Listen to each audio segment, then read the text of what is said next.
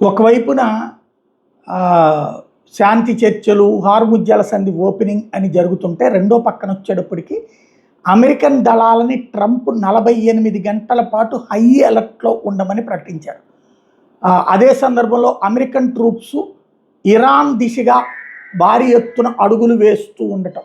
ఇదిగో చూడండి ఎన్ని యుద్ధ విమానాలు ఒకేసారి వెళ్తున్నాయో. హెలికాప్టర్లు, విమానాల ద్వారా అమెరికన్ బలగాలు పెద్ద ఎత్తున ఇరాన్ దిశగా వెళ్తున్నాయి.